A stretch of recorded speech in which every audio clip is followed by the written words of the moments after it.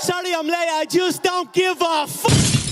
Hey, yo. You rocking with the best known unknown podcast on the internet. It's Late2Work, now live with episode 21. Blackjack, motherfucker. 21. KG. Shout out to KG. Yeah, man. The OG KG. He listens all the time. Yeah, obviously. What the fuck else is there to do in Minnesota? Salute to my girlfriend's family. It's your boy, as always, Money Mitch, a.k.a. Light Skin Lear, a.k.a. the Mixed Skin Messiah, a.k.a. Daddy Longstroke, the motherfucking clitoris wrangler, a.k.a. the Light Skin Lord of the Flies, a.k.a. that dreadhead nigga in your lobby, a.k.a. Mitch Gaines, where you can find me on all your social media platforms. It's Mitch Gaines with a Y on everywhere you want to be. I'm here rocking with my right hand man, the funniest man in Rhode Island. It's only Chris Allen, man. The only one coming through. The only black dude in Rhode Island right now. Yo, I drive out here every week and it's sketchy, bro. Like you get off the highway and it just looks like everybody's a cop. Yeah, no, it's like 15 black people, and then there's like. But they all live on their street, no bullshit. Yeah, exactly. Like, no, that's Dominicans. The Dominicans run this street. That's why nobody yell at me, because I look Dominican. I fit in over here. Yeah. Ah, I see. This makes sense. Dark skin Poppy right here. Hey.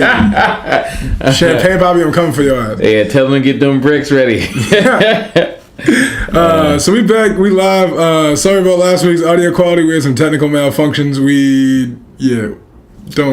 Don't judge us by our number 20. But it's the first of the year, all right? We back. Exactly. We here with a whole bunch of shit going on this week. I could not believe it. I felt like over the holidays, shit was actually kind of calm for a minute. Like, nobody was getting in wild trouble. Everything I was reading in the news was like semi-positive. I kind of like avoided negative shit for a minute. Mm-hmm. And I got back to real life and I was like, good God, there's a lot of shit on this. There is a lot of shit going on. It was kind of slow during the holidays. I feel everything. Well, people was on vacation, people was traveling, people with family. Like the only stories you hear during the holidays are people arguing with their family, or like people who like came out while they were home and like had a baby, or like showed up to their family. It was like, hey, I'm getting married to this guy. Meet him. You know what I mean? That's what you hear around the holidays, and nobody doing real shit then. But now. We're back. Now the sky's falling again. Yeah, exactly. You can't go too long in this. Do you think everything was crazier in the past and we just hear more shit and so we're like, oh man, everything's falling apart, or everything seemed like it was falling apart before, you just didn't hear all the craziness? So this is a question I ask older people all the time, and anyone over the age of 35, by all means, you can unsolicitedly send me an email with the answer to this question at any point in the rest of my life. Was shit as crazy then and we just didn't know about it? I think so. I used to think so until I talked to older people. And what they all tell me is, for the most part, no. When it was the tail end of the 60s, early to mid 70s. Like the end of the hippie era, like the serious criminalization of drugs, like the loss of white power through the civil rights era and the attempted reinstatement of that through the late 60s and 70s. The women's movement that had come to rise, and like white America was freaking out about that. And like you had Watergate, and like that was the only time as many things seemed to be happening at once. And there's a lot of parallels. There's a lot of government conspiracy and cover up. There's a lot of unexpected murder. You know what I mean? There's a lot of sketchy things between the two. I encourage everybody, one of my podcast recommendations I've been making a lot of people the past couple weeks, Slow Burn. It's done by Slate. It's like a live retelling, almost like a living through the Watergate era, kind of like revisiting some of those stories, and a lot of them are very similar to what we feel now. And it's the fringier things that are uncannily similar. You know what I mean? It's like, oh yeah, whatever, government conspiracy, president's a crook, whatever. More of the things like people going missing and people with like unbelievable amounts of cash who nobody could really put together until like 20 years later they realized they were married to this guy's ex-cousin's wife's babysitter in a foreign country. You know what I mean? All this weird shit.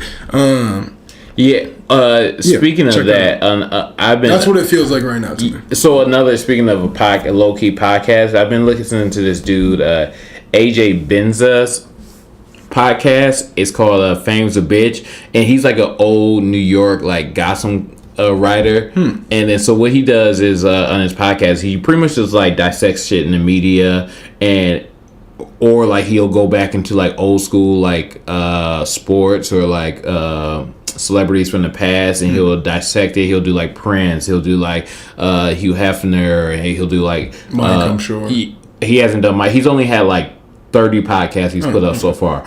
But this we coming for you. This shit is fucking so interesting. And this dude, because he's a gospel columnist or a previous, and he's an author and he's an actor. Like he has like knowledge. He's hung out with everyone. He's at like he'll speak on hanging out with like Tupac, hanging out with Prince, hanging out with being at the Playboy Mansion, being on Howard Stern. He had an argument with like Trump about Trump like taking one of his girls and shit like that. Yeah. And dude, it's incredible because this is someone who you like would not even think of, and you had to like go back and Google him to realize that he was a pretty C-level celebrity back in the day, but he has so much insight on like Hollywood, on like some of the actors, and will put them on blast. Like, and so I love those stories, but I think they illustrate more than anything how the level of crazy we see now wasn't possible then, because that was concentrated in those power networks. Now you can live that crazy Playboy, outrageous, I'm raping 14-year-olds imported from Yugoslavia lifestyle in like Kansas. And you just couldn't do that then. Yeah, exactly. But just with that being, so now like the mass, like you can be crazy on a broader scale now. That's what it seems like. And also, and to your point, yes, everyone knows about it because you. And now everyone knows about it. But it's incredible because the things like he will break down celebrities who you think they had this kind of brand, and then you knew them, and that's all you know their brand. And he's like, no, I was with this guy the night before he did that, and we did so many lines, and I did this many lines, and I know he was doing this and this drug more than I could hang with, and like, it's snackable content because all his podcasts are like 30 minutes to 20 minutes, and it is some crazy I'm hooked. I was hooked. I listened to all this shit. It's called it's AJ Benza. I think it's Benza. Is his last name? Fame's a Bitch podcast. Go check out some of his shit. This dude had he talks about mob dudes. Like he was connected with. He wasn't like connected with them. Well, kinda. He did some gambling with them and was a bookie for them. Like the some of the crime families in New York. Who did Teflon Don?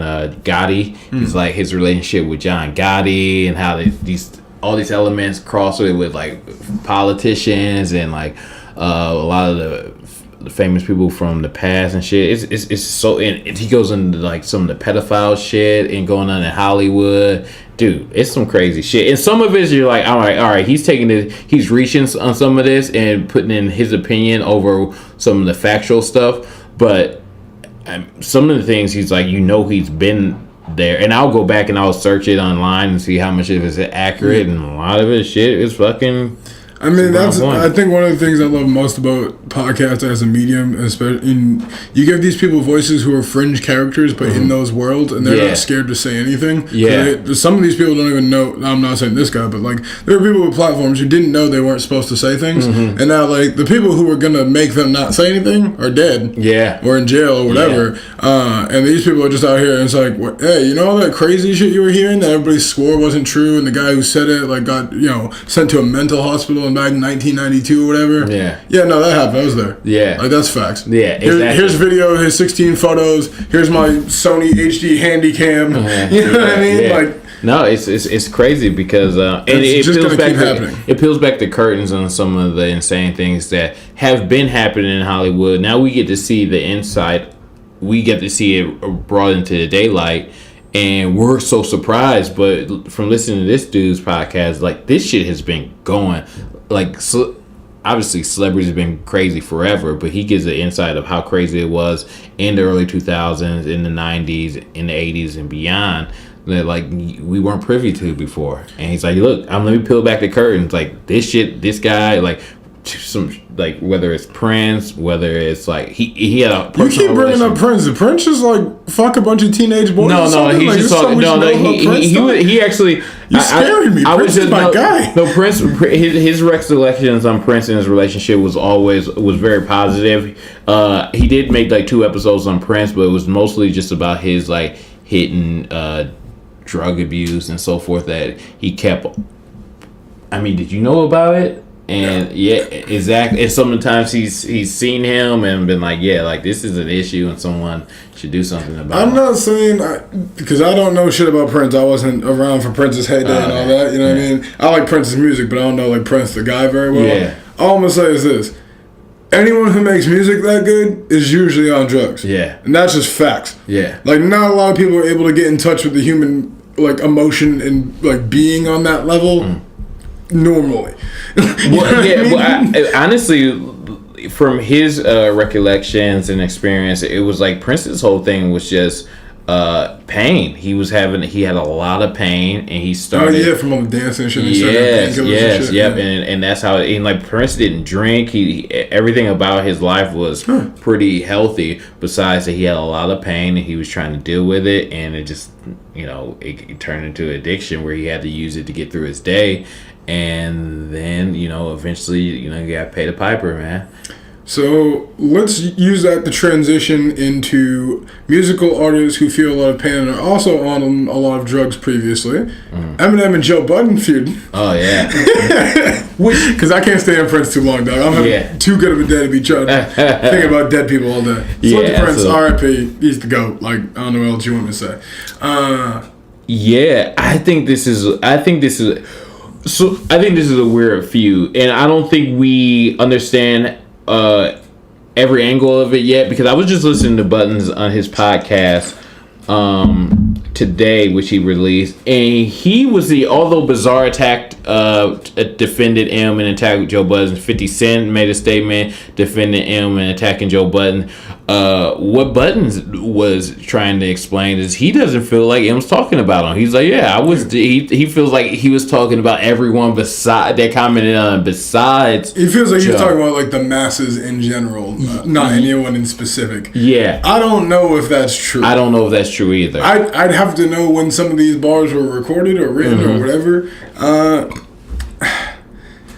I don't know, man. Like Joe Budden talk a lot of shit. I feel like anyone who knows Joe Budden as well as Eminem should know Joe Budden from the amount of work they've done together would know not to take that shit too heavily. Well, there's two sides in this. One, I feel like if M pretty much gave Joe a second look, and that's putting him on Slaughterhouse. Whoa! What you mean putting him on Slaughterhouse? Well, bringing Slaughterhouse over to Shady. Sure, but like Joe Budden assembled Slaughterhouse for a record and then like created that into an underground darling that then made Shady a bunch of money. But not a bunch of money compared to what they were getting. I mean, they weren't selling out arenas or shit, and maybe. Yeah, but I'm saying who else on Shady was selling records at the time? You don't need anyone but M and 50. Yeah, but M or 50 hadn't put out an album in years. True. But I mean, M's last project before that had flopped on a lot of levels. Yeah, I don't think it flopped. It was a disappointment. It was his least impressive project. Of his career. Flopped is strong. But M didn't. I don't want M to come with bars from me. Yeah, but M didn't need that. But Slaughterhouse needed all those guys on Slaughterhouse needed Shady more than Shady needed them. Fair. And everyone on that roster of Slaughterhouse haven't done much as far as success wise above their Slaughterhouse project. Depending on what you want to call success. I'm talking about like record sales, tours and shit like that. Like Joe off of the mic has seen success. But a few things. I think Joe off of the mic was very much a product of the Slaughterhouse thing. I think Slaughterhouse's press runs did a lot for Joe Budden, the personality, because I think it gave him a chance to be him on a panel of other niggas. Him by himself was a bad look because he talked himself into corners all the time. Yeah. Him with three niggas who could bail him out and were also like lyrically as gifted as Joe, so he couldn't like come after them, was a real good thing for him. Now that being said, I think like Royce has done fine by himself since he did that.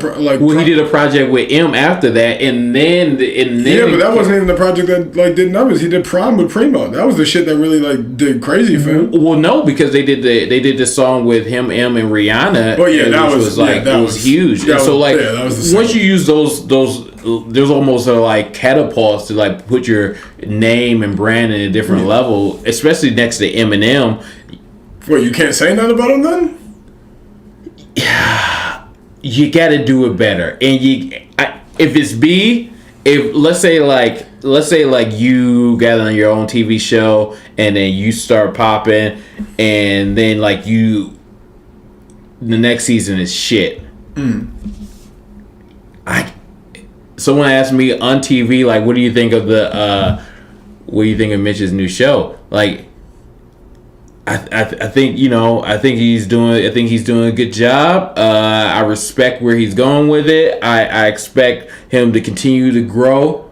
Yeah, but here's my thing. Like, it's not like Eminem is some fledgling rapper on the edge of making it on his sophomore project. Like, Eminem's Eminem, and all anybody was saying about it was, looking at the track list, this doesn't seem like really what I want to hear from Shady. It seems a little poppy. Let's see what comes of it. Yeah. I'm sure it'll be him rapping some poppy bars. Like, we'll get a couple tracks with him spitting, and that'll be that. And that's pretty much what the album was. Yeah, I don't know why people are upset by that analysis. It's not bad. Like, Eminem's got bars for days. He rapped circles around plenty of niggas. I'm not trying to say this whatsoever. Yeah. But, like, if you're trying to say, like, Eminem came harder than ever on that album, like, that's just not true.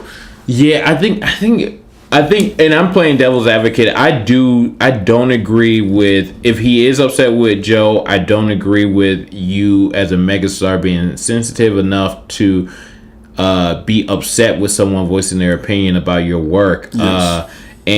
But I do see M's side. If someone that like I thought was a friend and definitely a business partner coming on and completely like, no, I don't like what they're doing. I don't like the track list and how he's. I can see it on both sides. Like, I get that too, but I think if you're at that level of success of a Budden or obviously Eminem, you know what I mean? If you're either of them, and obviously Eminem is far beyond Budden's level of success. I think Joe Budden would be the first to say that. Yeah. I think when you're on that wavelength, you know what I mean? Like, you just kind of look at each other and be like, nah, my nigga, like, I've seen you do better than that. Like, what Joe really said, it boiled down to, I mean, you don't really make the kind of shit I used to fuck with you making. Yeah. I see what you're doing. Yeah. That's a lane, and you're doing that well. That's just not, like, what I came here for, so I'm a little disappointed. I don't think that's a knock. Let me ask you a couple questions. Okay. One, would Memphis Bleak ever say that anything about Jay? If Jay draws a garbage record, no, but you're talking about, would Tony Yayo or Lloyd Banks say anything disrespectful about 50 Cent? Give me a comparison to somebody who already had a career before that person put them on, though. You're saying it's like Joe Budden wouldn't be shit without Eminem. Okay, let's go. Like, Crooked Eye wasn't shit before Eminem. Yeah, but like they Royce the 5 now. But I guarantee their bank accounts is a lot more secure now that they got that shady money. Absolutely, I'm not trying to. Absolutely, I don't think there's any question about that, and that was definitely a possibly life-changing signing for all of them. You know what I mean? But like, it's not like all these niggas had like houses with swimming pools and like, you know, trust funds for their kids already. Yeah, that might be strong, but like they had money. You know what I mean? Joe Budden was like, I don't know. It's tough to say. Yeah, you're right. Joe Budden was in a weird place. And okay, so I'm trying to think. But I was like fucking with that Budden, man. I don't know. Yeah, I mean, I agree. Put it this way, all I'm saying is, the way I look at it is like, the people you're close with should be the people most able to say that. If my friends can't tell me it's trash, and I gotta hear it's trash from other niggas and come back to my friends are like, well, no, like, it wasn't really trash. Like, I kind of fucked with this thing. Like, don't give me that shit, nigga. I agree. But it's the difference when you're doing that when you guys are just in the room and having drinks, and it's different when you're on the nationally, or they're on the two different forums saying that you're on your podcast and you're on the whatever it's called, the fucking show. Yeah, Everyday Struggle show. And you're on two different forums, and that's affecting how fans digest it too, because I don't care what you say. If someone's like, yo, this shit is this is trash, before some people even digest it, it's gonna affect the way audience receives it. Let me throw this out there then. From what I could decipher from what I was reading and watching from Joe's reactions to things, it doesn't sound like to me Eminem hit him with like an advanced copy, ran something by him, or anything along those lines. And nowhere in M's history has he moved like that. Yeah. If you want niggas to provide you cover in the media, then do your media friends a favor. Yeah. You know what I mean? And let it be known to any of my friends know no matter how popular this shit ever gets. If you come on my platform and you're promoting some trash shit and I've heard it or seen it or whatever and I thought it was trash, we gonna talk about why I thought it was trash. And I'm gonna say it to your face. Yeah, I mean... Now, I might get the shit kicked out of me because I'm wild pussy. But I would hope that anyone we have on this podcast, friend of the show or complete stranger, like... why would you put some shit out not thinking it was dope? Like, come ready to defend it. Yeah, and I guess that's what Eminem's doing. I guess he's trying to defend it. He's trying to come at it. But whatever. Like, the project is exactly what the criticism said it was. Yeah, and nobody said he couldn't spit. And all those bars proved to me was Eminem still got it. Eminem still got venom. Eminem can still do it over hard beats. 2 Chainz, by the way, also put like a hard verse on there. Yeah. So salute to Chainz. And but. Not giving him a pass. I mean, we even said that I didn't like the album. I've told everyone that asked me that I wasn't a fan of it. And here's my problem. Joe's kind of right because go back to. I hate when people drastically change up what working formula. Just go back to what's been working. Go back to Dre. Go back to you doing self-production. Symphony strings and there was some samples in there. Some solid samples. The samples on here was terrible. Rapping. And the cadence was, I mean, everything he said, the rebuttal, I mean, the people are right. And it's like, if I make a bad cake and the people don't like it, I can't get mad at the people. I didn't follow the recipe or the recipe was trash. I gotta take that L. And he's taken it before because he's one of the album that we previously said that was one of his worst projects. He says I hated that project. Yeah. And I think he'll do the same after this and maybe drop some heat, but you gotta take that L. But does it have to come from someone you call a friend and someone you thought would help support the project? I don't know. And especially if you think that my boys don't support it. All I'm saying is don't go looking for support if you ain't reaching out. Yeah, I don't know. You ain't gonna just not be talking I gotta to me reach out for your loyalty. I don't think they've been speaking. It's not like Eminem hanging out. When's the last time Eminem was on Budden's podcast? Yeah, but once you break bread with someone, you have certain, I'm sure, conversations. They've been through the same shit as far as depression, drug abuse, and so forth. Guess. I'm sure there's been some real shit discussed that he doesn't think. All I'm saying is I'm not thinking about any of that when I'm critiquing your record. I'm not sitting here thinking about, well, we had that one conversation on the back porch where we really talked about how both our mamas went through this thing. Yeah. That was weird. It wasn't. And Joe may be right. Maybe he's not upset. Maybe he's talking about. And I hope that he's not talking about Joe because I think that's a real look of him. Just no. I think, and I would like to hear what M himself would say about it outside of the record. But I can see both sides. The record wasn't that good. M's better than that. Joe called him out on being better than that. Take the L. Someone's like, yo, you better than that, That's pretty much how I feel. Yeah. Speaking of people who are better than everybody according to the internet, Oprah 2020 is officially happening. Well, not officially happening. I should go. Hopefully. Okay. What'd you think of the speech first before we get into all the bullshit? You seen the speech? I saw the speech. This is the only thing about the Emmys I saw. Golden Gloves. But besides, shout out to the black dude from This Is Us because he's getting overshined by Sterling Oprah. K. Brown. Yeah, man. Shout out to my brother, man. I don't know how many. Oprah does a powerful speech when you and that. You get. There's only room for so many black stories, my guy. Exactly. So. But no, on that level, let me really say, I truly think not enough people in the black community watch This Is Us because it seems like a really fluffy, in your feels white people NBC sitcom. It is that. It is, but it's very. It's open to all types of people. It represents a varied character base well without feeling corny and cliche about it. It does feel corny and cliche at times. It does. I mean, it's really fucking good, man. It's really good. But it does have some. Mandy Moore's trash. I'm sorry. She's bad. And I used to love Mandy Moore. She's trash, isn't it? Maybe it's just because the mother is a terrible person in the show, so maybe that's why. Yeah. But it is on the same tone as the Grey's Anatomies and so forth. It just has different. I watched. Side note, I've watched one episode of Grey's Anatomy, and I was in college because I went to a girl's dorm room, and they were like, I don't give a fuck what we're doing the rest of the night, but whatever time it was that night, Grey's Anatomy is on. This is pre-DVR days. Yeah. And so it's like, it's going down. And I walked in, and she's got 15 bitches in this dorm room, and they, like, very small pajamas. I'm like, why am I going anywhere? Yeah, I brought a handle of Grey Goose. Like, let's hang out. Turn on Grey, bitches. Yeah, you know? But no, it's a well-written show. I think it's entertaining. It's very it plays on the emotional cores of people. So and it's some good it's some solid acting. Really good acting. There's a lot of, for as trash as Mandy Moore is, there's a lot of really good performances. Yeah, and I'm not even mad at her acting and the fathers too. I've seen a few episodes of it, and I watched the full thing. So I don't watch it every time it comes on, you know, but every once in a while I'll catch it. I didn't watch the first season. I've watched the whole second season so far. Though. Okay, really good. Yeah. So, anyway, but shout out to him. Oprah. I did see Oprah's speech, and it was powerful. We got the people. Here's the thing. There is.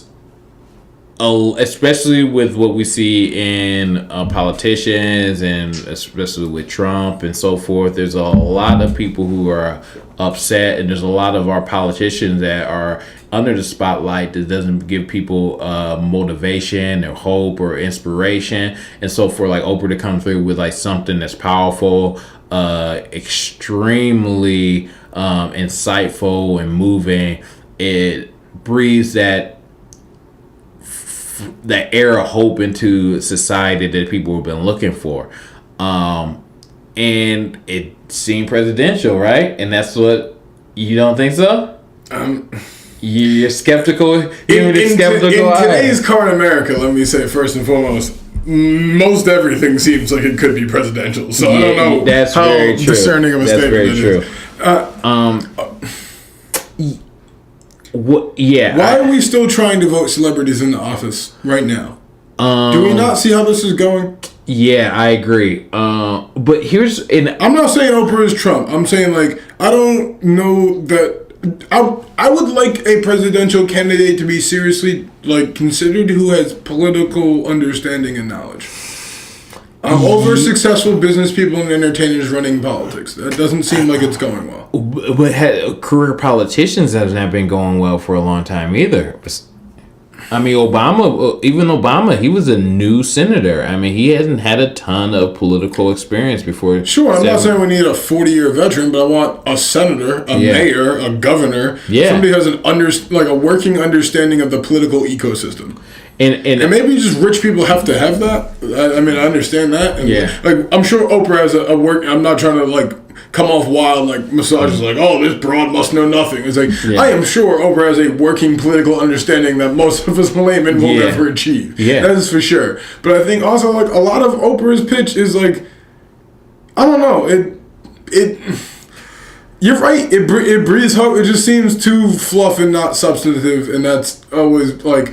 Her whole speak things into existence and giving credit to anti-vaxxers and making Dr. Phil a thing. And, like, I just don't want that person running my country. And that's no diss to Oprah. I like Oprah a lot. Oprah can... I don't know. Going from entertainment mogul to president seems strange. I don't like it, and I don't like the way it's going right now, and I'm not voting for it again. Maybe that sounds like get off my lawn, old Manny, but, like, I'm just like, nah. Yeah, here's where I analyze everything from, or where I'm analyzing the climate of today, is that I don't see a good option. I don't want a career politician in there that owes a bunch of favor. I don't want someone who continue. I don't want the same model. How about a young politician who's a woman of color or a combat veteran? I just don't know who she owes to get up there. Like, I know Oprah. So you mean to tell me you don't think Oprah cut a deal ever in history that was like fucking somebody over for her to get to where she's at? Yeah, but you know what? $1 billion can squeeze that. I owe you some money. Yeah, but I have $1 billion. Like, I don't want to hear shit from you. How do you think people who got $1 billion got $1 billion? Yeah, but treating people correctly?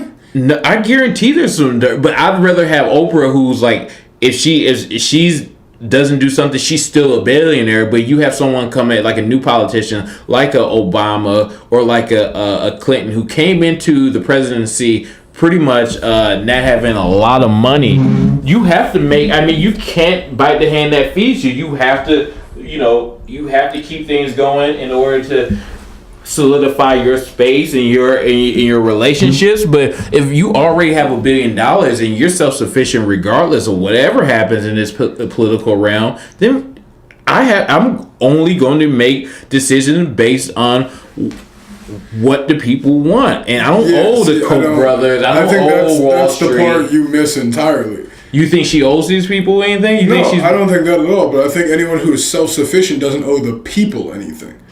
I think, why, if I'm self-sufficient, I can do anything I want to and I answer to no one, would I answer to the collective people? I would do what I wanted to do. Would you not? No, because I'm not saying what Oprah wants to do, by the way, would be the worst thing for the country. It could be the best thing for the country for all I know.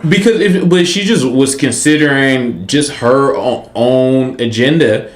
Then she could just sit at home and be a billionaire, or just go into. She can continue to climb the the levels of whatever corporate interests that she's been doing for now. So essentially, you're making the Trump argument. I'm only getting into this for the right reasons, obviously, because if I didn't want to be doing this, I could sit at home and collect checks. He said that all throughout his campaign, didn't he? Yeah, but does anyone really think that Trump had... Trump's got enough money to say that. I don't know how much money he actually has. He's got enough money to make that statement. I don't know... Trump's an idiot. Fair. And has shown... You're probably in a position to defend Donald Trump on the show a lot. He has he has shown a history of being... a sociopath or at least a narcissist. Bruh, you're talking about a woman with her name on everything under the sun, from a magazine to a television show to a television network. Everything Oprah owns is Oprah branded, just like Trump. Yeah, but is it not? But she's but look at not narcissism. Are you saying there's parallels between their career? Because I think there's parallels between any quote unquote self-made billionaire who made most of their money on the backs of other people.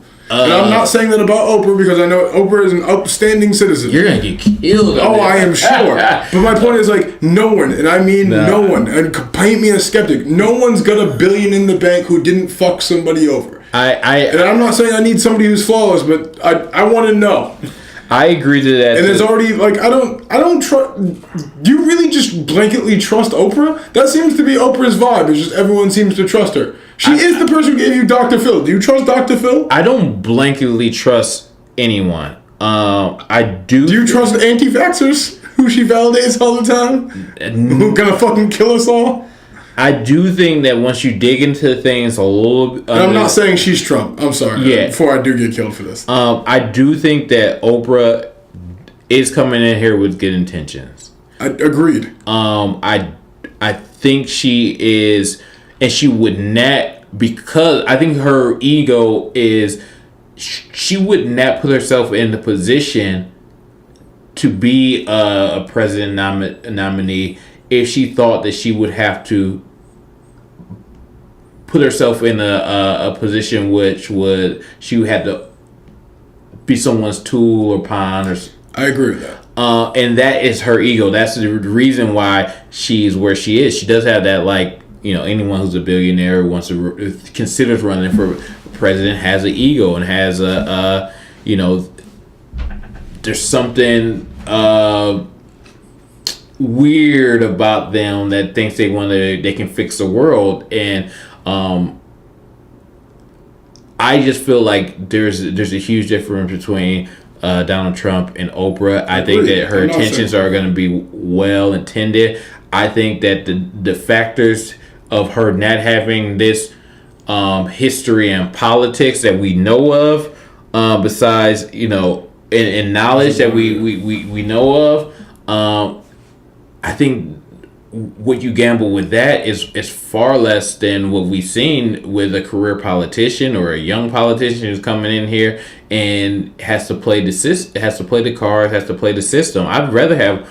I guess I would make the inverse argument, which is that if you are young but also in actual politics and doing this in the ground, you're trying to find your way, you haven't been sold out to somebody yet, and somebody gives you that shot to be in real power, and now I haven't done any of you fucks any favors. I'm here now. I'm much harder pulling for that. The Camilla Harrises of the world, the Tammy Duckworths of the world. I don't think the same thing where you said that like to get $1 billion you have to fuck some people over. I don't think you become in that political world and climate. I don't think the young politicians get that opportunity unless they have some older politician that gave them the green light. But shit is. This is what I learned in 2016, talking to a lot of people who, a couple of buddies who worked as researchers at a couple different think tank kind of places and on some of the primaries and stuff. And I didn't realize the research. I guess I knew, but I didn't quite understand the level of research and demographic breakdown and everything. Candidates aren't picked as much as people don't want to hear it, it just comes down to a popularity contest amongst those people you can sell as qualified. Yeah. You know what I mean? So I don't think you necessarily need the money. No, money obviously, but I'm saying the people with the money will back the person that they feel can win, and then will enact what they want to see enacted, right? Mm-hmm. And so if you can be bland enough starting off to attract all sorts of people, and demographically you fit all the benchmarks party left or right wants you to. So if for instance you're a under 50 woman of color who has military experience and less than 8 years of political background, right? Yeah. That's the fucking sweet spot in the Democratic Party right now, right? That would be the ideal candidate. Let's go pluck one of them out of the Senate. They don't give a fuck what you've done yet. Yeah. Which is crazy. But I think we're getting down a really we don't. I mean, we're going down a rabbit hole. But I don't think there's.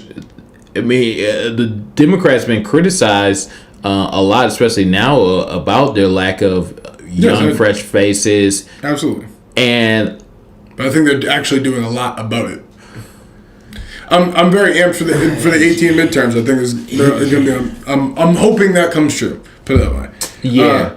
To your larger point, I don't think Oprah's. Let me back off some of my previous statements. I don't think Oprah is unqualified to run for president.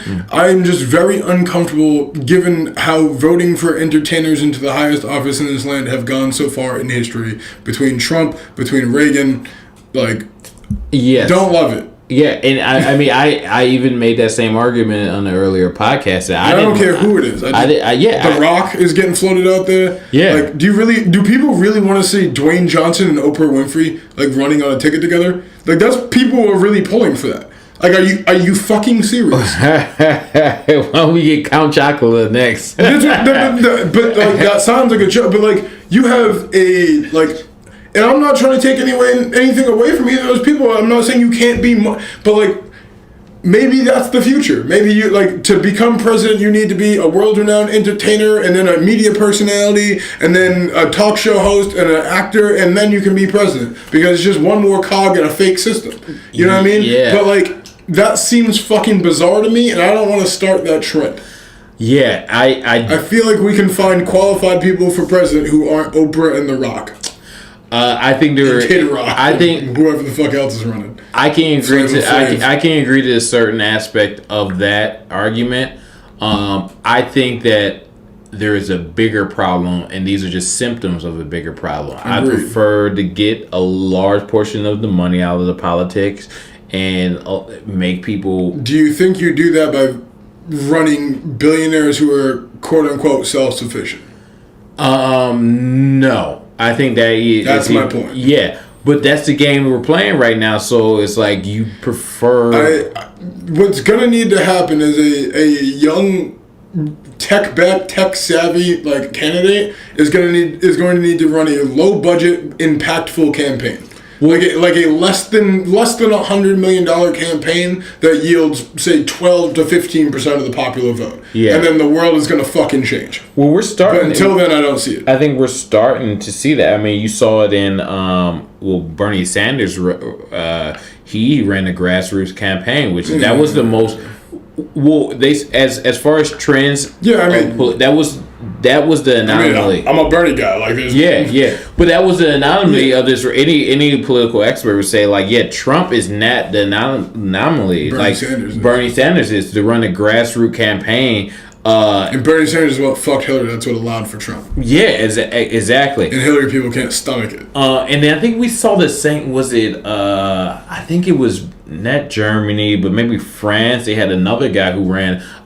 It wasn't a complete grassroots. But we covered that. Mar something. Yeah, and he ran like with a campaign which was digitally based. Like he was doing press conference from like satellites and like 3D images or whatever. You know, he did some wild stuff and ended up being, you know, achieving a lot. But I think we're on that cutting edge to where you're not. Let me pitch it to you this way. Imagine a Bernie Sanders who understood what was going on in his campaign. Like, Bernie Sanders had the message down, don't get me wrong, but, like, I think a bunch of people were helping Bernie Sanders on, like, that digital front, that grassroots front, and Bernie Sanders was like, that's cool, I hired y'all to do your thing, like, I just don't really know what y'all are doing, but it's clearly working. Yeah. Imagine a candidate who had, like, some actual control and insight into that and could, like, make the tweaks necessary. Like, but, like, had a young Elon Musk coming up. You talk about a guy who could run. That would, I mean, I'm skeptical, but... whatever. Yeah. Anyway, Oprah 2020, there's worse choices, but like... that should be a campaign slogan. I mean, that's the thing. Like, you already did what? That was Hillary's slogan, though. Yeah, you know, like, that was her whole campaign, was, there's a worse choice, vote for me. And I just, like, I want a candidate I'm voting for, and I don't know, maybe I'm ignorant about Oprah. Maybe if she runs, I'll learn more about her through the campaign. But, like... I don't know enough about Oprah to feel like, yeah, she should be president. A black woman from the poverty South becoming a billionaire. If Oprah can't do that, then who the fuck can? Fair. And what we say all 2017, in the future, align yourself with women of color and queer men. Yeah. So, Oprah, if you need a queer chief of staff, speechwriter, whatever, you holler at your boy. I will then believe in you because you'll have me on the payroll. Until then, Oprah's like, it'd be cheaper to have you killed, I think. Yeah, I mean, that's guaranteed true. I'm not important enough to be worth more than $30,000 to kill me, and that's all it would take to put me on the staff. So, yeah, I mean, salute to Oprah. I hope it goes well. I don't want you to be president. Sorry, lady. I'm voting for you, Oprah. Team Oprah. Check back here in 2020. We're still doing the podcast. Young Stedman. Young Stedman. That's what we gotta do, AKA. There you go. Stedman. We finally got Chris's first AKA. Young Stedman. Live in the flesh. Chocolate Stedman. Staying within our theme of race, I guess. You want to talk about this H&M shit? Yeah. So H&M. For those of you guys did not see it, you live under a rock, or you just don't have the internet or computer. H&M made a huge blunder this week, and what they did was they ran an advertisement on their website, which was for children's clothing. They had some hoodies rolling out. They put one of the black kids in a hoodie, a green hoodie that said "the coolest monkey in the jungle." Now, let me pause you right there for y'all listening at home who really haven't seen this.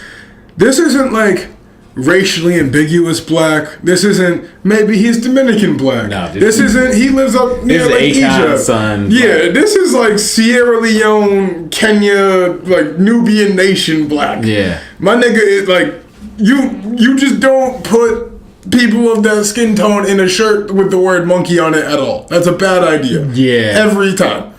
So, okay, before you go, how do you feel? Just give me your take on it. Did you see the white kid?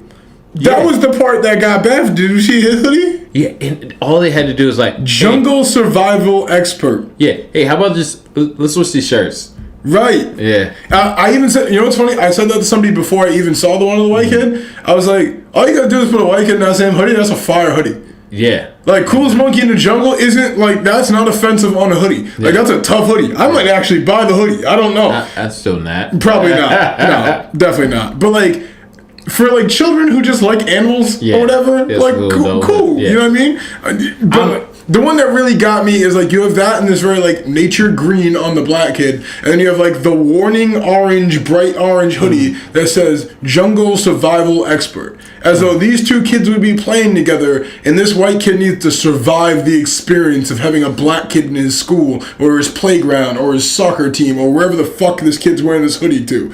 And that shit drove me bananas. Okay, no pun intended. well, here is intended. and I feel like everyone knows this is completely ridiculous and uncalled for. Everyone knows it was a huge mistake. H&M has apologized. What I wanted to unpack on this is, do you think this was intentional? Do you think this was just stupidity? And it was other people who noticed it that did not speak up, who were black or other minorities? How do you think this happened? I don't think there was a minority in the room when that decision was made. That I feel fair. I guarantee, because I know from here's the background of what H&M does. They take these. How do you know this, by the way?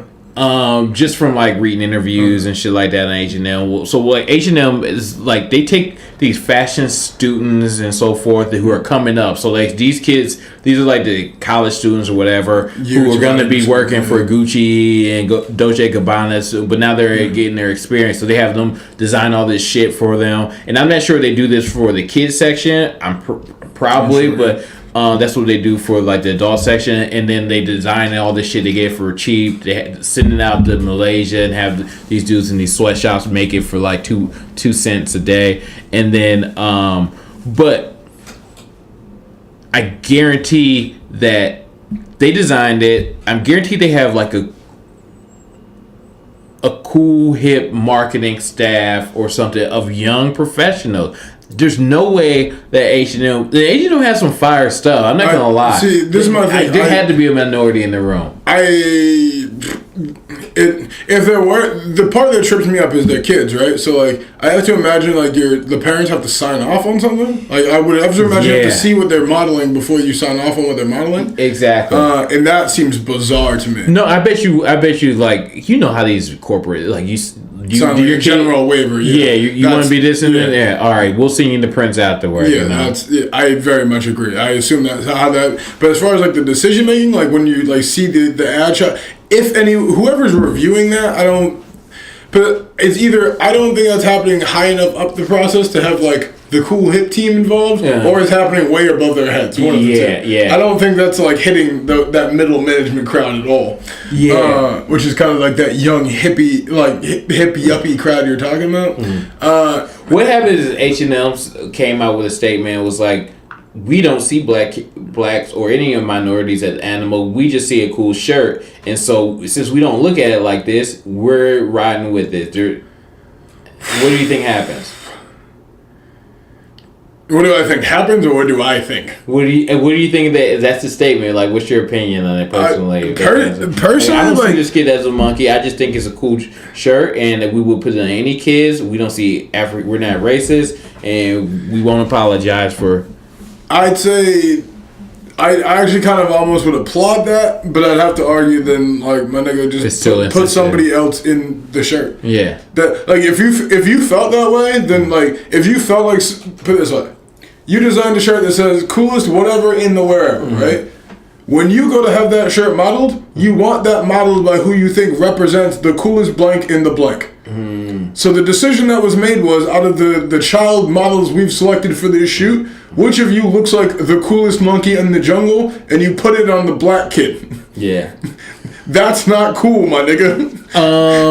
That's my point. If your argument is like, that's just a cool shirt, then like, you would have put it on any of these other perfectly cool looking kids in this H&M kids catalog. Yeah. You got Asian kids, you got some white kids, you probably got some Middle Eastern kids. Like, H&M's a very diverse crowd in their modeling. You know what I mean? True. It's not like you didn't have other options. Yeah. It's not like this is like a FUBU shoot. That wouldn't stand in the court of law. That would be substantial. I mean, fair. Yeah, you would be. That's what I mean. I don't think you'd be assuming. But the court of Twitter, where we murking H&M right now. Yeah.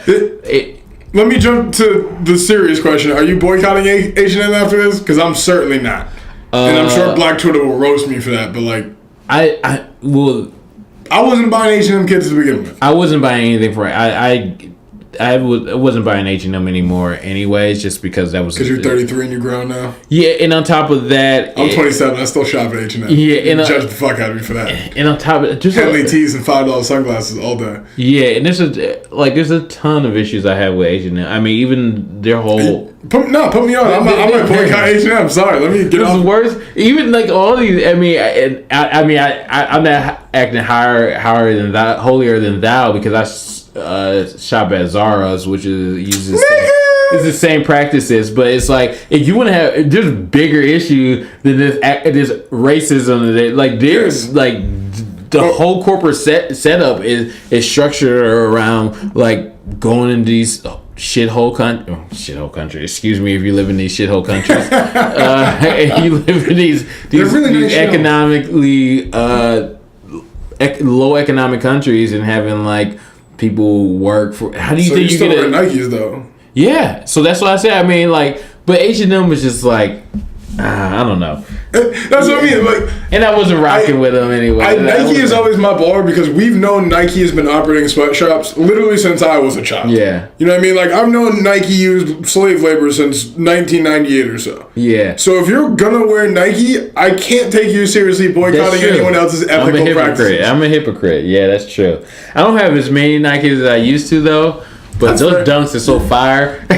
You wear a lot of Adidas instead. I do wear a lot of Adidas. Which I don't know for a fact those are made in sweatshops. I'm sure they are. I'm sure they are. I mean, how do you keep up with those how do you get those margins? I mean... yeah, I mean... I'm not rocking H&M anymore, so it's not. I don't have to make that decision. If I saw something fire from there, yeah, I'll probably buy it. To be honest with you, I don't just fake, because one, I think it was a couple people who made a stupid decision, and it was either they were naive or I don't think whoever made that decision was a racist. I just think they were stupid, and they made a blunder, and I'm sick of this fake upset Twitterverse online where everyone acts outrageous. Why can't just people be like, yeah, this is fucked up, it's stupid, and like I don't think it was intentional. It was a little bit accidental racism. I think to that point, like specifically on the race thing, and I know we'll get into some gender shit and a whole bunch of other shit later in this episode, but like specifically on the race thing, people need to be able to understand that like you can commit acts of, and this sounds wild to say out loud, and I'm sure many friends of mine of color will be offended by me saying this. I truly do believe you can commit acts of racism and not be a racist. If your acts of racism are of naivete or in like ignorance, like I don't hold that against you. I just expect you not to do that again once you've learned. Yeah, you know what I mean. Yeah. And like to your point, I just think this is somebody like saw that and was like, oh, that's a cool shirt. He looks like he'd be a cool kid. Like he didn't process like, why do I think he's the cool kid? Like what is generations of black cool versus like white expertise really mean? Why do we look at anything that's cool as criminalized until it can be adopted and then co-opted into a capitalist means that can then produce like value for white culture? You know what I mean? Like I'm certain whoever decided this shirt goes on this kid and this shirt goes on that kid was not having that thought. Yeah, he's probably like a production intern who's 20 years old and also in fashion school. Yeah, exactly. You know what I mean? Yeah, I don't think so. But I am sick of people just like not thinking about it. Yeah, not thinking about it, and I'm just as sick of people being this fake outrage. Too, they're both annoying as fuck. Well, and so I guess that's the tough part, right? Because we want everyone to think about it now. So the people who were thinking about it before are just thinking 8 times as hard. Yeah. And some shit you just don't need to think that hard about. Yeah. Like H&M put out a kind of like weird, a kid sweater. In kid land, right? If you're under the age of 13 and you saw something that said "coolest monkey in the jungle," you just think that means like you can swing on monkey bars longer than other people. Yeah. You know what I mean? Like, probably not in today's world where you probably think you're nice at fucking Fruit Ninja. You slice mad bananas or whatever because kids don't play outside. But you get my point. I don't know what Fruit Ninja is. Damn, nigga, you real old. I know. They got Fruit Ninja Dave and Buster's now. Where you been? Nigga, no. I'm putting you on. We're welcoming Chris into 2009 right now. But no, I get like, I don't think any kid was looking at that and thinking that, and I think that's scary because you don't want to like reinforce certain notions, but at the same time, like you gotta let kids be kids, man. Yeah. And I think the outrage machine is very strong. You know what I mean? Like our most listened to episode ever was the Joyner Lucas "I'm Not Racist" podcast. You know what I mean? Yeah. It's like people love the outrage, people love the debate, and it's like some shit's just not that serious. It was a stupid choice. It was a bad shot. I'm glad they pulled it. I'm glad they responded. Yeah. I'm happy with how everything played out. Yeah. I guess that's why I don't have much to say about it. Yeah. It happened. It was crummy. They responded. The response was good. The backlash was good. Everybody's kind of cool now. I don't think we need to be done with H&M. Yeah. H&M needs to be a little more conscious with their choices, and I'm cool from here. Yeah, I am too. Moving on. Pastor's Pod or Genuwine? We're at about an hour almost. Yeah, we got a bunch of shit to get through. Yeah, so and what was it? Pastor's Pod, Genuwine. We also have to do our late to watch content recap. Shit, dude, this is gonna be like an hour and a half. All right, here's gonna be my suggestion. I think we should do Genuwine because it's still current, and we'll do the other two next week. Sorry to tease the shit out of y'all, and then we'll do our content recaps. Ready? All right, cool. Prank. There you go for our on-air show prep. That was wildly professional. My fucking favorite story of the week that I read, fucking Genuwine, man. So I am easily the far left pro all genders, all sexualities, all colors of the rainbow, fuck whoever you want to, be whoever you want to, half of this podcast, and I'm in no ways ashamed of that. But this shit is getting to the point of fake outrage. Yeah. This shit is out fucking rageous. Yeah. And this is partially my problem with the left. Is a situation like this, your box. Well, go over the details of this. So I'm gonna go through the details, and this just sounds outrageous to me. So Genuwine, famous for Pony, my nigga, like one of the greatest records of all time. Salute to Pony. We might intro the podcast with Pony. Nobody's had a bad time when Pony comes on. I'll put it that way. He's on Celebrity Big Brother UK. Like, bro, where have you fallen to? Anyway, so he's on there. And apparently, there's a controversy because there's some other housemate woman, I believe. Woman, right? India Willoughby, I believe trans woman. I don't watch that show. Yeah, I don't know. I'm trying to figure out that she is a trans woman. Oh, it is a trans woman herself. Okay, maybe sure I read that later in the article. I didn't want to like misidentify her. So India Willoughby, who is a trans woman, apparently they're having a conversation, and she was like, you would date me, yeah, and she asked, and his response was, not if you were trans. Which, like, people are saying is transphobic. More on that in a second. We'll get into that. After him saying that, I would not date you if you were trans, this woman then tries to kiss him. He denies her advances. She storms off. Yeah. Now, from everything I've been told in 2017, if I approach somebody, they say they're not interested, I say, nah, but you would be if it was me, right? And they say, nah, like for real, I still wouldn't be. Yeah. And then I tried to kiss you. Yeah. That would be assault. It's harassment, man. That's not harassment. That's assault. Yeah. And okay, so now I'm not trying to like paint this to be like we should charge her with sexual assault or anything. Yeah. But like that's my reading of that situation. Yeah. So then the reaction to that situation is apparently today confirmed Genuwine is transphobic / homophobic, and I'm tired but not surprised. Like, I'm just trying to enjoy y'all art, but you had to be trash. This shit between India and Genuwine is transphobia at its best, and I'm tired of people saying it's not. If you won't date somebody just because they're trans, but you would date them if you didn't know, it's transphobia. No, it's not. Let me explain something to y'all. There's a difference between not know, like, if I don't know something, I can't, like, make a call about that. But it's a really gray area, because if the reason you're not dating somebody is specifically because they're trans and like they fit everything else you thought you wanted out of a person in your life, whatever, that's probably a little transphobic. There's not a lot of ways to get around that. Do you think that? Yes. I don't think that. If they fit all the other characteristics that you want in a partner, how is that not transphobic? I don't know. I just don't feel like. But here's my point. Are you okay? One of the things you're allowed to like specify in what you want in a partner is which gender you prefer to date. I don't like.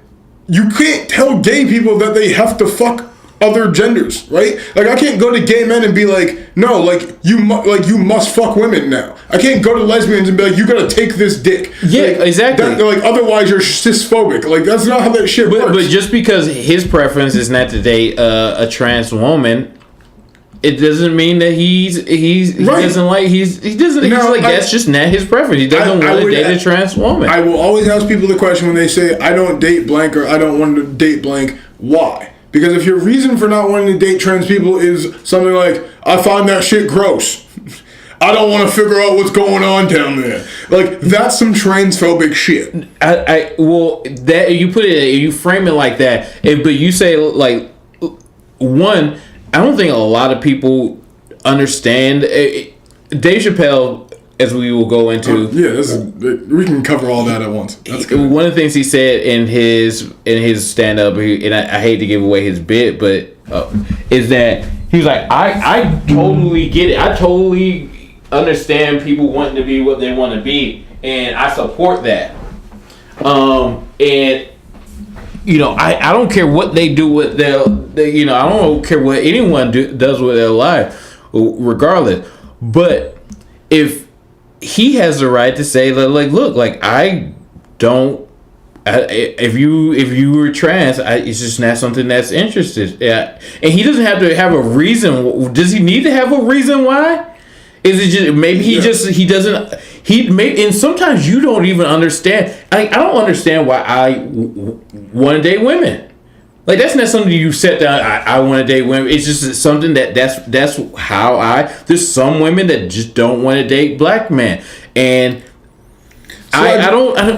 They probably don't understand why they're not attracted to. Maybe there is something that's subconscious and that to my point about like racism without being racist, right? Like I think most of those preferential things are rooted in some sort of like something cultural, everything sexually. Right. A lot of things that our preferences are based on culture. The fact that like we love Jennifer Lawrence or well, I guess she's not like your traditional classically beautiful woman. Don't say my girlfriend looks just like Jennifer Lawrence. I'm just saying. I'm not saying she's not hot, but I'm just saying your ideal of like, let's say. Who's like a classically beautiful Scarlett Johansson. Yeah. Like what we like about Scarlett Johansson is just years and years reinforcement based on like what we're supposed to be attracted to. Yeah. Are there people who don't like women who don't look like? So I guess the question is like if Scarlett Johansson came out tomorrow and said that she used to be a dude, would that make her unattractive to you? She would still be physically attractive. Right. Would you date her? No. Why? I don't know why. See, that's truly baffling to me. I don't get that. Like, it's one thing if it's like, cool, like, I met you in the middle of the transition and I wasn't sure if I wanted to, like, get on board with, like, going through all of that and, like, you're coming out present. Like, there's a lot of things that come with dating, like, somebody who's trans, or come with dating somebody of the same gender, or come with, if you're a super religious family, dating outside of your religion. There's a lot of obstacles to dating in general. And if there's a specific set of obstacles you don't want to take on, by all means, that's your preference, in my opinion. But if the reason you wouldn't date somebody is because, like, 20 years before I knew you, like, you changed genders, and, like, I've known you your whole life as a woman. I've only known you as a woman. Most of our friends only know you as a woman. Yeah. You've achieved everything I've known you to achieve as a woman. You're a woman. Like, what's the difference? I'm not the whole day. I'm gonna treat you as a woman until you find out she used to. That's my point. Would you be mad at? Let's say I like organic bananas. Like I'm not nothing against regular bananas. I like my bananas organic. So. Okay, so let's use your insane banana analogy. Follow me here, though. Yeah. If I hand you a banana and you say, "Damn, this is the best banana I've ever had," I'm like, "Word, I got these organic. I brought them back from fucking Jamaica when I came back. Whatever. Like, word, you got some more of these? I'll give you like 6 of these. You know, these like you're telling everybody like, bro, you gotta try these bananas. We're making smoothies. This is the best fucking banana you ever had." And then you found out it's not an organic banana. Would you not keep eating those bananas? If that previous organic or that previous banana had a dick before? Probably, probably not. Why? I don't know. And this is something I know you don't know, but we're gonna figure this shit out live on air. Cause like this is the question I always want to ask people. Like I don't understand that. Like if you literally there is nothing different in you. See, like there is. Whatever I think there's a lot of merit to like when do you have that conversation and all that, right? And like that's a whole different thing we can unpack another episode. Yeah. But in the idea that like I find you attractive, I want to date you, I want to hook up with you, whatever. We hook up even, right? And we go through that and the sex is great, whatever, like everything's going well. Yeah. What does your past got to do with it? Like okay, but you're looking at a ton of different things. Like I don't know the difference. I don't know the difference. If like I came into this I was on the whole other side of this argument. I knew I was going to get turned around. Listen, I don't know the differences as far as like the experiences and so forth. And I think that is another thing that like if you're used to dating women who were born a woman, that you know these are things that you're not sure of, and so. And because I'm not sure of, do you? Oh well, why don't you? Like, no, I'm good. Keeping it with the Genuwine example, I should point out like this is not a woman who like is like figuring out her way around the world as a woman. So, this is my point. Like, if you meet somebody who's like established in their new gender, right? Like, you know, and I should say, you know, same vice versa for women who are transitioning into men. We're just both dudes who tend to date women on this show, so that's what we're focusing. I apologize, but like. If you meet a woman who, you know, transitioned 10 years ago, it was pretty, you know, comfortable in her body 8 years ago, has been maneuvering the world, you know, identifiably as a female, then like you've avoided all of that risk already. I guess is my point. You know what I mean? Like it's just like dating anyone with other like any sort of past that you'd have to be like edgy about who you let know what. You know what I mean? Would you date somebody who was a convicted felon?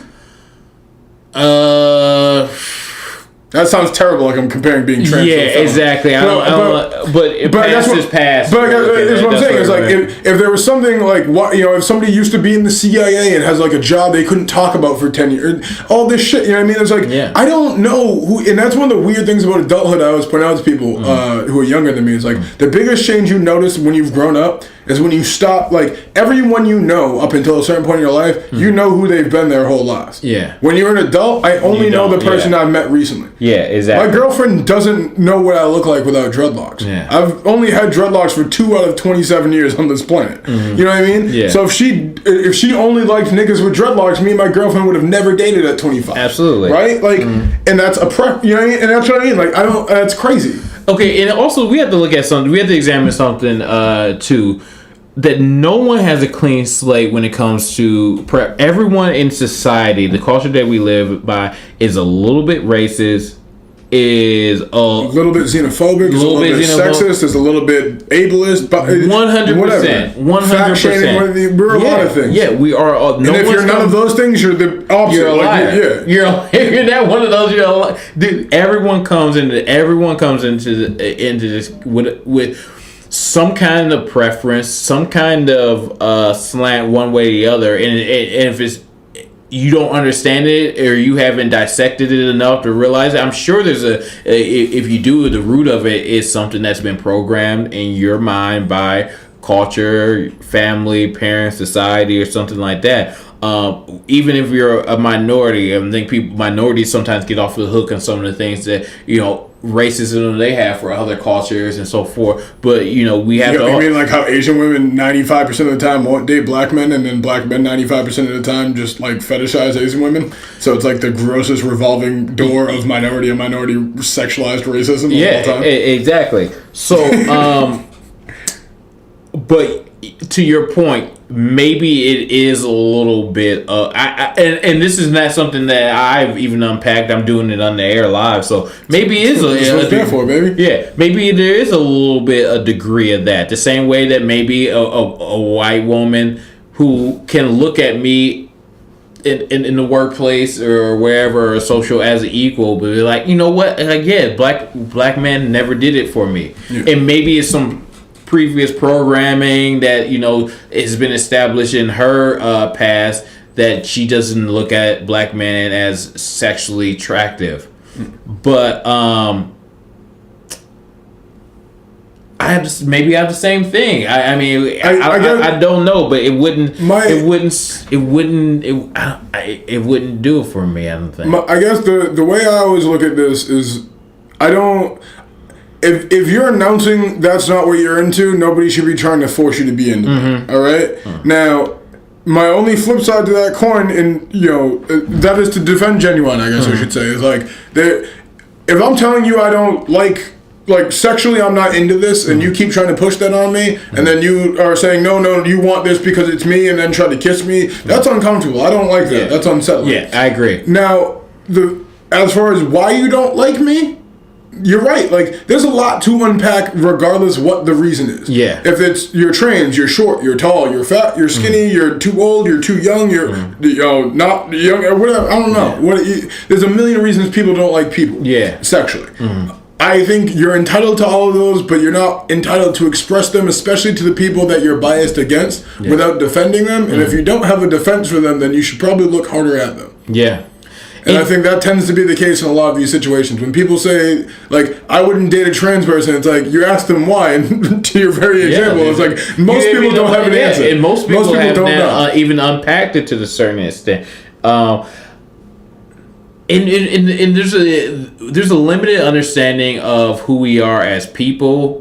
Just the science behind it, the science behind gender, the science behind our whole makeup. There's a lot we don't know. I'm sure as science evolve, it will be less of a big deal whether you were born a woman or a man. I think as science progresses, it may be something that you can fix. Yeah, you can be. Yeah, no, this. Before they're out of the womb. You can choose. You can choose. Yeah. I would not be surprised if that's coming. But it's frightening. And I think things will. And some people, and you ask a over sexualized R&B black on a reality show. Yeah, he's gonna be from the 90s. Yeah, like people forget, like Genuwine popping from Pony, which was what 99 to 01. Yeah, exactly. Probably the top sex song, but in highly, shall we say, hyper masculine straight dude music. Yeah, like Pony is a very cis record, I guess you could say. I don't know. I don't know, and like. Yeah, I think it should be. I know we're not supposed to say it now. Everyone should have, like, I feel like more people should, like, I don't know. Some things I just don't know. And it doesn't mean that I'm going to completely be on this way completely. I still, there's items of human beings that you still need to unpack within yourself. And I mean, that's why we do this podcast. And to unpack things and bring them to the surface and be like, oh, well, like, that's interesting. Like, maybe that is some of the reasons why. But give me time everyone's in movement, everyone's growing. Like, I need a chance to unpack things, and I remember a couple of weeks ago we were talking. I forget the name of the episode or whatever number. But we were talking about like everything starts with understanding like we don't know shit, right? Yeah. And so that's always been my approach to the relationship thing. Sorry about that. Whatever that's not gonna be it. Yeah. There we go. That's always been my approach to relationship thing, where it's just like, if you ask me, am I into whatever? My answer is always either yes or no if I've tried it before, or I don't know yet. Yeah. You know what I mean? Like, I don't know what I'm into or not until we try doing that thing. There's only really a few hard lines for me when it comes to sex. Like, I'm not into. We ain't doing scat play. We ain't doing blood play. Everything else is on the table. Yeah. You know what I mean? If you're not like physically harming me, like I'm cool. Yeah. And it's just like I don't. So many people like have these rigid like I don't date these people. I don't do these positions. I don't do these acts. Blah blah blah. And you ask them why, and people don't have a reason. Yeah. And so I guess like I just don't believe in saying that I don't do something or I don't like something where I genuinely don't know. You know what I mean? You're making an uninformed statement about yourself to the world. That just seems like a bad idea. Yeah, I agree. But you see, there's a lot. I admire. It's something I admire about you. Something that I admire about a lot of people is that like their ability to like be free of everything and just explore. A lot of people don't. Even myself, I have like things that I would like to be more free, free about, be more open about, but there is like structures in your life that you built, like you live your whole life a certain way, and it's like, oh well, like no, this is like it's hard for people to maneuver out of those zones, and it's due to like your patterns, conditioning, and so forth. And you begin as you grow older to break some of those, but it is a process. Be even more entrenched than others. Exactly, and so as I became as I mature and I've become more free, I've become more open. Like, I mean, I do stand-up comedy, which is like a thing that people are afraid of, which was like, I would never thought I would have done in a million years, but you just do it. You open yourself up to more shit, and you dive into it, and from those, it's a compound effect of those acts that allow other chains to be broken. But I just don't think a lot of people, and even myself in certain areas, are open to breaking off those chains and being open to something. You heard it here first, ladies. Hashtag Chris fucks a transsexual 2018. No, we opening up my man's doors. I don't need that. I don't need that in the street. The best looking trans women who are willing to take a fall for the team, because it's probably gonna be an awkward first go around. No, it's not gonna. Open up my nigga Chris to some new experiences. That's one of those chains that's staying up for the foreseeable future. 2018, baby. A lot of things gonna change. We're gonna see. We're going to some music festivals, some shit. We're gonna find a way. That's just I'm gonna give that the X. Me and Genuwine, we staying over here.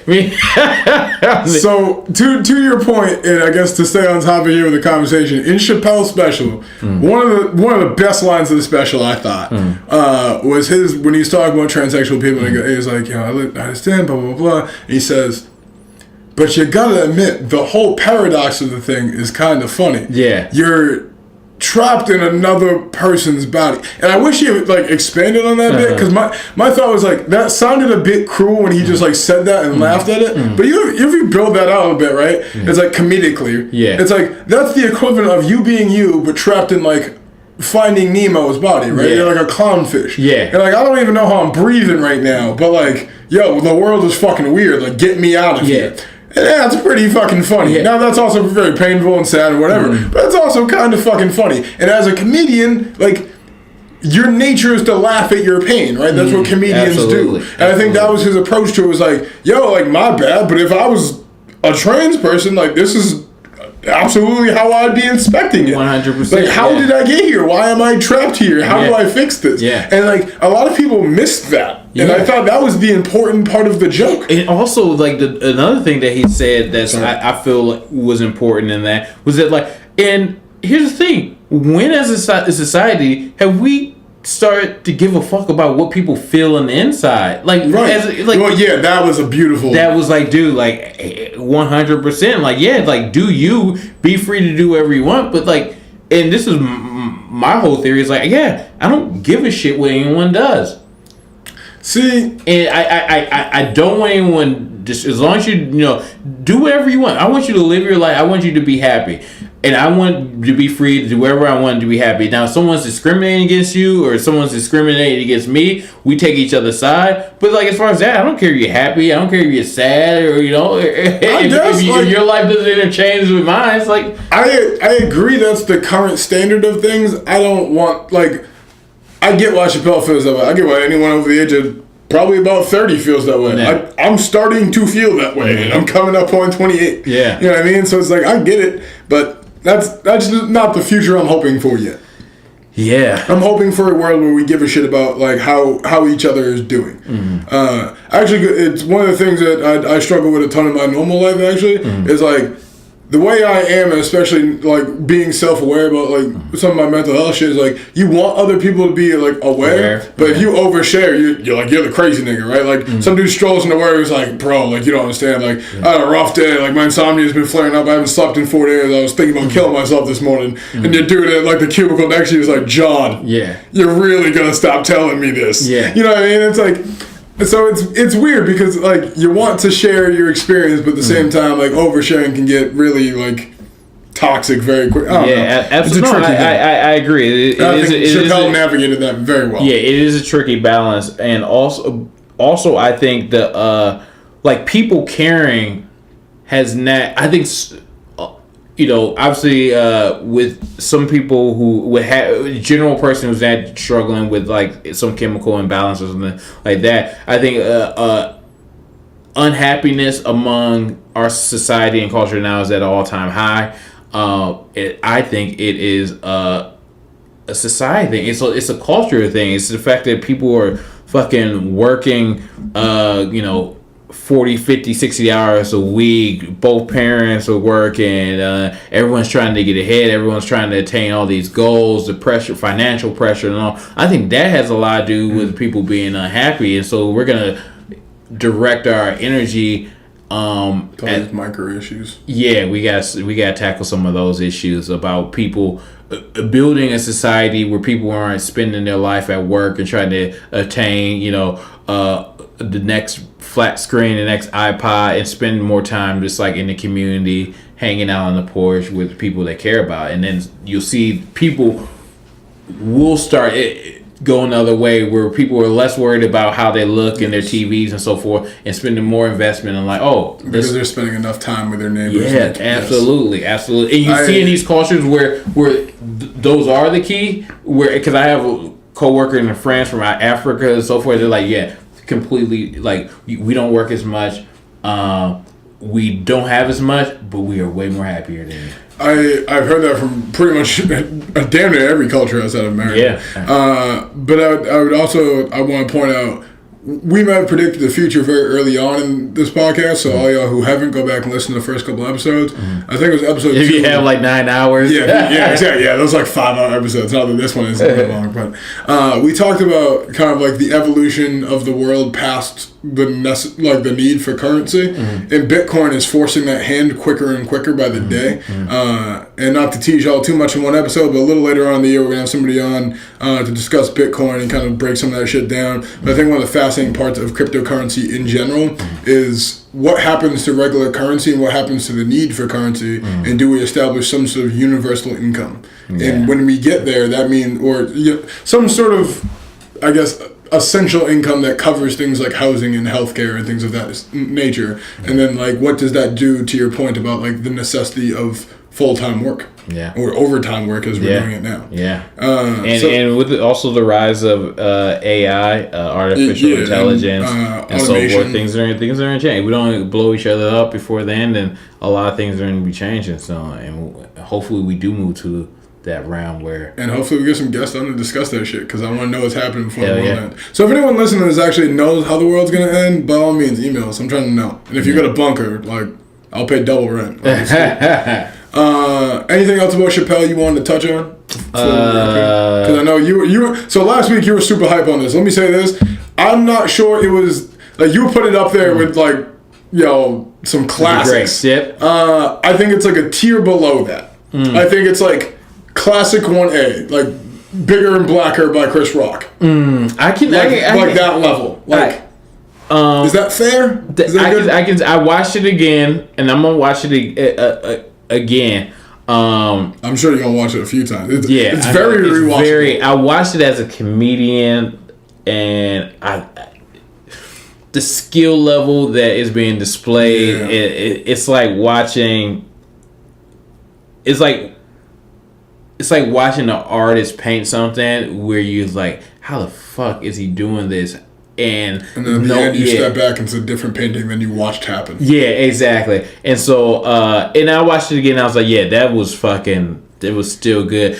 So can I point something out to you about that? It's in his body of work. I still think it's great. You're watching an artist paint, and You had said something similar last week, so I went in kind of with that in mind. And he's like, second or third joke, and he makes the bit about how good he is at stand-up. And salute to my guy Sam Mike. I don't know if you're familiar with Sam Mike here in the New England scene. You know Sam. Sam does a ton of this in his stand-up where it's like, I'm so fucking good at this, man. Like just going off on like how ill he is. And I can't stand it. Like I fucking hate it. But people like Sam do it very well. And it's really fucking funny. And so he starts going and I'm like, oh, this is funny. It's like, yo, I see this shit off the block. Like, fuck you, Dave. You know what I mean? He starts going and he tells the joke and like, 5 minutes later he gets to the punchline with the kicker and the pussy or whatever. I'm like, haha, that was funny. But for as much shit as you were talking about how ill you are, you gotta kind of come a little harder than that. I was thinking. And I won't give it away for people who haven't seen it. But nigga. Yeah, I don't want to give his punch away on it, but... Nigga, that's not a punch. That's not a haymaker. That's my nigga drove a tank through your house. Oh, man. I just love when people are that good. Yeah, I do too. It reminded me... some people are just like, that's all... It's like their one trick thing, and I don't like that. Like, I've never seen Chappelle do that before. Yeah, me either. You know what I mean? Like, he's had that in the bag, I'm sure, for 8 specials. Of however many specials he's recorded. I'm sure. I do... Yeah, I don't know. He's a G, man. That was brilliant. It was. And the only other thing I want to point out about it, because I know we're running super long, but somebody said this when I was breaking it down with them, just like kicking it in combo. They said, I watch comedy kind of like a comedian because I listen to so much comedy now and I hang out with some comedians and shit. I just find them to be like interesting viewpoints, and so I try to see the technicalities like that and like I like continuity points like shit like that in content in general. The thing that blew my fucking mind about this special, there was not a dry spot in it. No. Everything's working. Yep. Yeah. Not just the jokes, but like the transitions, when he hits the vape pen, the pacing, the feet on the speakers, like everything is working. And that is like where you gotta be like, because it is like you don't understand how fickle an audience is until like you gotta stand there and it's almost like you're controlling the ocean at that point, because you know how like a crowd can be weird, man. Let something go off in a panic and or fuck up a little bit and the crowd is completely but he just controls it. It's like a maestro. It's like he's just got them on a string the whole time. And it hits the pen. It's like just an element. They're connected. They're plugged in on a different wavelength. They can tell. This would be an argument for like what we don't know about human beings or whatever this energy is that connects these people with you on stage. There is an energy. Oh, yeah. I can feel it. I can feel when that energy, I'm connected with these people and I can move them and so forth, and I can fumble and then I can still pick that up and I can keep their energy connected, and I can know when I can fumble and I lost them. And it takes some time. I got to get them back. How do I get them back? Oh man, they can feel me getting nervous. They can feel all that. It's something about human beings where we are all connected in this weird, strange way where we're just like, and it is a certain energy that, you connect tech with any measurement, but it is there. And like Dave Chappelle's a perfect example about, what we don't know about science. I think the part that really gets me is like the only thing I can compare that feeling to is sport, where like, through the ebbs and flow of a game with a large crowd, you can feel it, you can sense it, you can hear it, especially in college sports. And watching that special was like the first couple of times I watched Steph Curry really go off. Yeah. Where it's like, cool, he hits a 3, you come down, you get the bucket right back. They come back, you get a layup, you get the bucket right back. And it's like you feel like you have it controlled. And then he just comes down, he pulls up from 45 and splash, and you just know there's nothing you can do. Exactly. And watching Dave Chappelle was like, I'm waiting for the dry moment. I'm waiting to pick it out with my comics eye, trying to be like well trained, right?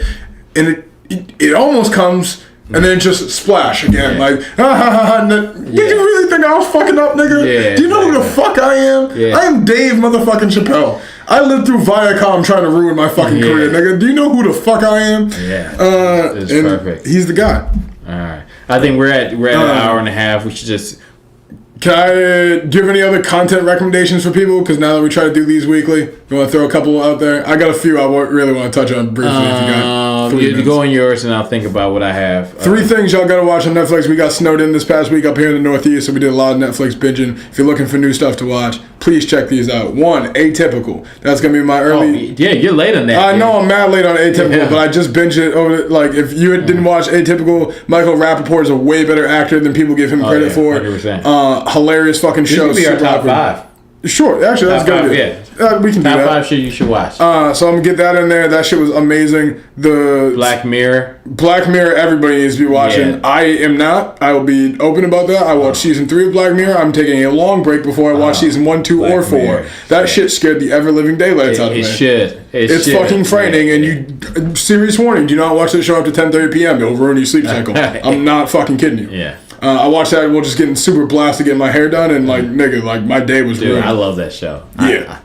You watched season 3 too? Or did you just watch that shit? No, I watched everything. Dude, the pedal bike one? Yes. That was the first one I saw, nigga. That shit's burned into my head. Dude, you haven't. Oh, man.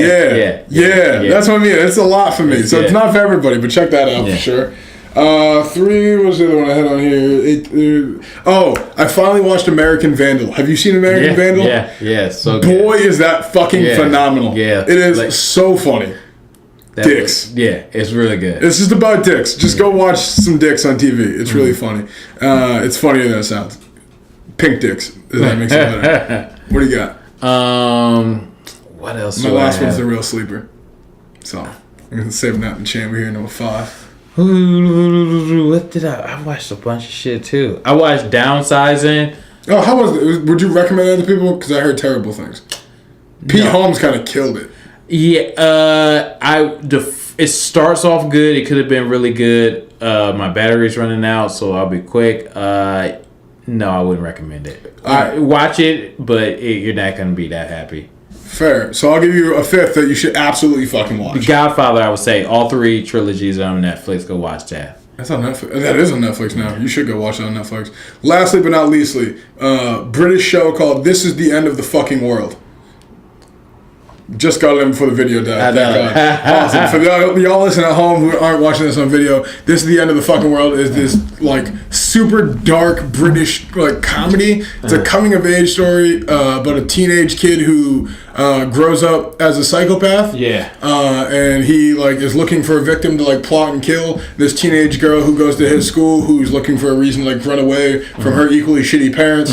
And they run away together with his intentions to kill her, and then they end up falling for each other. I'm not going to give you the rest of the story because you have to see it. But I saw the trailer of it on Netflix. It's amazing. Yeah. I've never laughed so hard and then been so rattled at the end. If I wasn't at my girlfriend's house, I would have cried profusely. Right. I just didn't want to look like a bitch.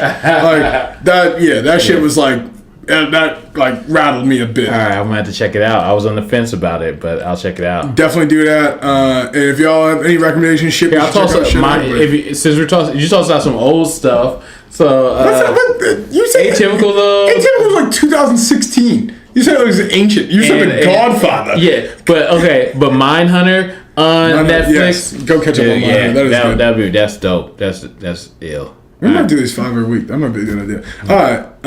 You got anything else we want to touch on? We way over usually. We usually try to keep this to an hour. We're back with our first real episode of 2018. Sorry. Sounds Gucci. So it sounds phenomenal. We are at 90 minutes. So hope you all love the extra content. Love the art. Damn it. I guess that's everything I got. That's it, man. If you're looking to find us online together, you can search us at Late2Work on pretty much everything: SoundCloud, iTunes, and as of today, we're on Sticher Radio. So all you fuck people first Stitcher been bitching about that. Yeah. We're on Stitcher now. We're gonna be on a couple other things in the future. So just keep an eye out for that. We find it on Stitcher though. You can also find us on Facebook or Twitter. It's Late2Work on Facebook at _Late2Work on Twitter, and Late2Work Podcast at gmail.com. One more time, Late2Work Podcast at gmail.com. If you want to get at us with any of your questions, recommendations, people you think we should interview, shit that you think we should cover, cities we should come to, maybe a live show, possibly one day in the near future, let us know. Let us know, man.